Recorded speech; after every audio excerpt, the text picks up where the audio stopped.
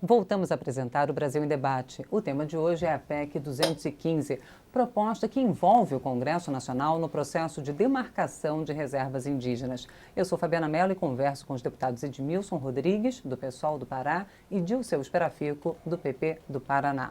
Bom, deputado Dilceu Esperafico, eu prometi agora, o senhor tem a oportunidade, então, de comentar as declarações do deputado. Exatamente.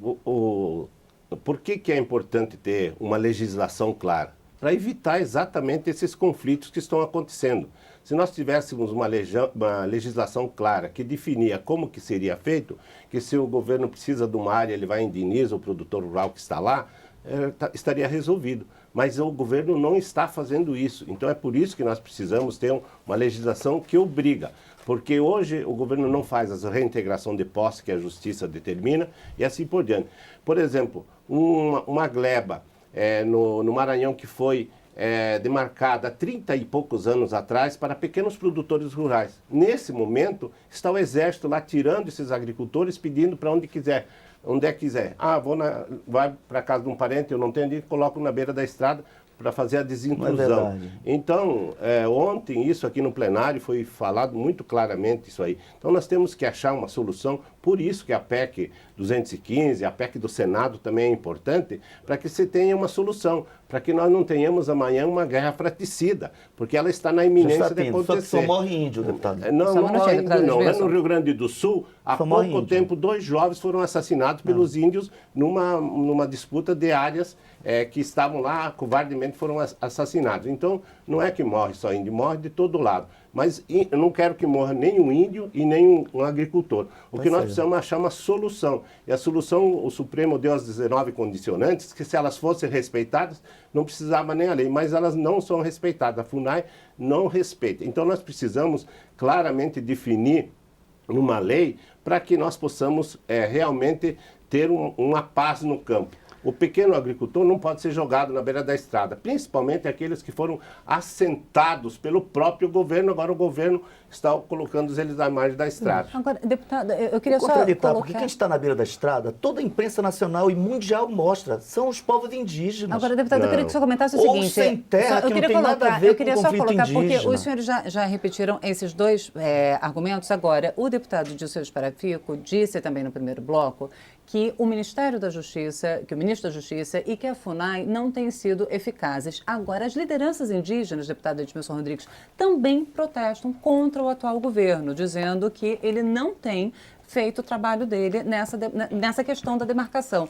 Então, qual o papel que o Congresso tem que assumir, deputado Edmilson Rodrigues, nessa questão? Se não for aprovar a PEC 215 ou a 71, se não for se envolver os parlamentares no processo, como fazer com que o Executivo resolva essa questão, para que o barril de pólvora não exploda?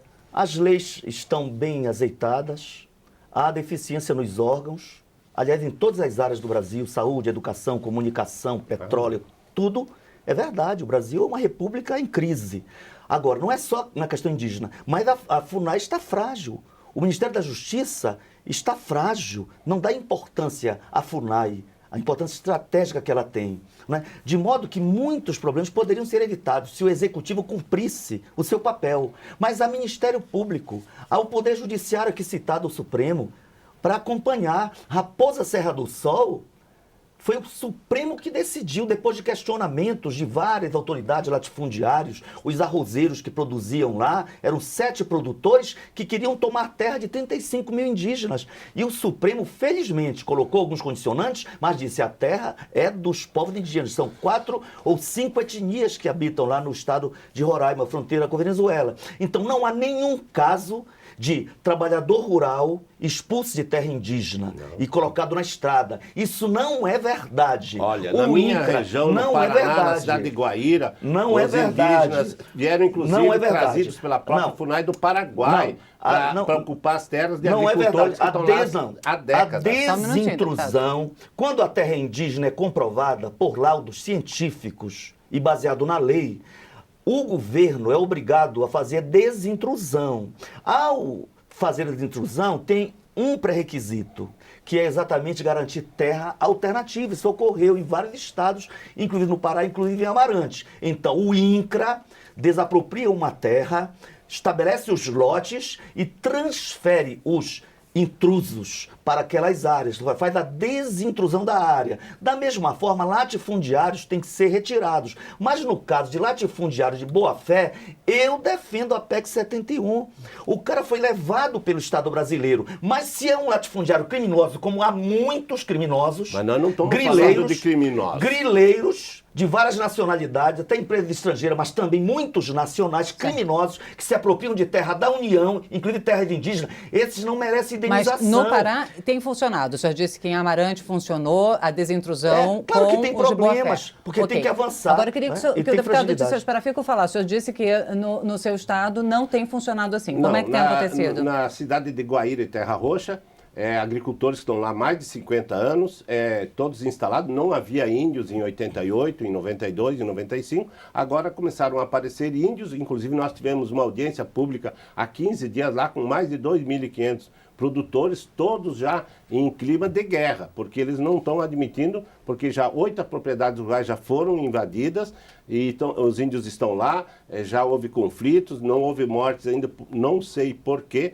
de ambos os lados está... Ou seja, o que está acontecendo lá é invasão, não é o processo de desintrusão. Se fosse uma desapropriação para instalar o índio... Não há ordem judicial, não há laudo ainda. Não há laudo, não há nada, e os índios estão invadindo. Isso é uma realidade. O conflito existe. Mas porque por isso que nós todo dia na entrada da Câmara, conflito, gente querendo entrar, segurança impedindo. E por isso que nós precisamos ter uma lei para que seja clara. O governo não vai desapropriar e coloca lá o índio. Quando há conflito, vem a lei... O governo não cumpre as condicionantes... Se os laudos provarem que a terra é indígena... Mas assim, nesse caso, como resolver? Se há um conflito, vamos ver, se a sua casa é invadida por alguém, você não pode impedir o conflito às vezes, mas se ele há leis para resolver.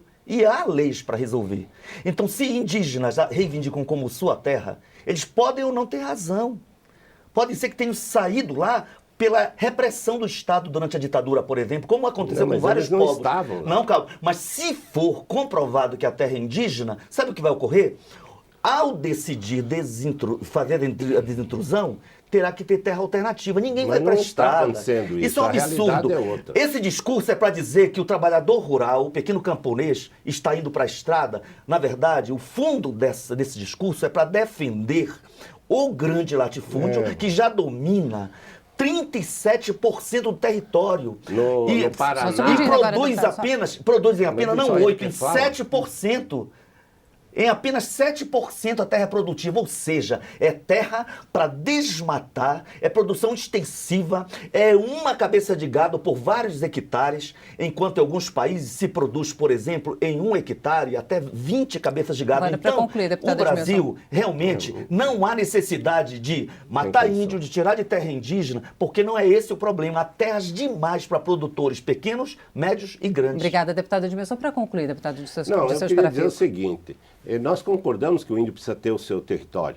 O problema é o seguinte, não podemos tirar o pequeno agricultor e deixar. Lá no oeste do Paraná, Edmilson, você pode ter certeza, pode conversar com todo mundo, não tem nenhuma grande propriedade no município de Guaíra e Terra Roxa e Palotina, onde estão querendo demarcar 11, 12 mil hectares. E não havia índios. Hoje já estão vindo do Paraguai, do Mato Grosso e outros, trazidos pela própria FUNAI. Isso que nós não queremos. Nós estamos gerando lá um conflito e nós precisamos de uma solução. Eu acho que se o governo quiser dar aquela terra para os indígenas, tem que chegar e comprar do agricultor, indenizá-lo e dar uma outra propriedade. E isso não está acontecendo. E pior, quando a justiça determina uma reintegração de posse, não é cumprida. Isso que nós estamos lamentando. E agora, quando lá no Maranhão foi determinado tirar os pequenos agricultores que haviam sido assentados pelo INCRA há 30 e poucos anos atrás, aí sim o Exército foi para cumprir a desintrusão. Agora, aonde que é a reintegração de posse legal,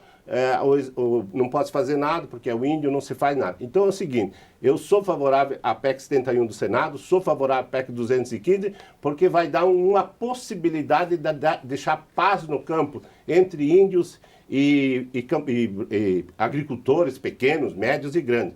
o direito de propriedade tem que ser respeitado. E se um cidadão recebeu do governo uma escritura legal há 20, 50 ou 150 anos atrás, ele tem o direito de propriedade e o direito de propriedade também é constitucional e tem que ser respeitado. Agora eu quero deixar bem claro aqui, nós não somos contra o índio, não somos nem contra o agricultor. Nós queremos legalidade, queremos paz no campo e não está acontecendo isso hoje no Brasil. É uma verdadeira desordem, é um barril de pólvora que hoje ou amanhã nós vamos lamentar os fatos ocorridos. Isso é de norte a sul do Brasil, não é só no Mato Grosso do Sul. Mato Grosso do Sul é um ponto do iceberg que está por explodir. Eu acho que a PEC 215 é importante porque vai ajudar ao governo resolver o problema da demarcação das áreas indígenas. Bom, deputados, eu agradeço muitíssimo a presença dos senhores aqui no Brasil em Debate. Vamos continuar acompanhando, então, o processo sobre a PEC 215. Muito obrigada.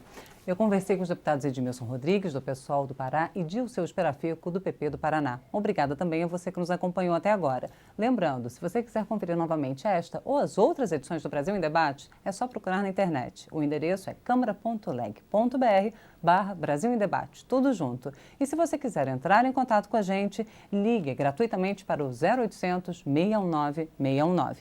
Eu sou Fabiana Mello, espero você em uma outra oportunidade. Até lá!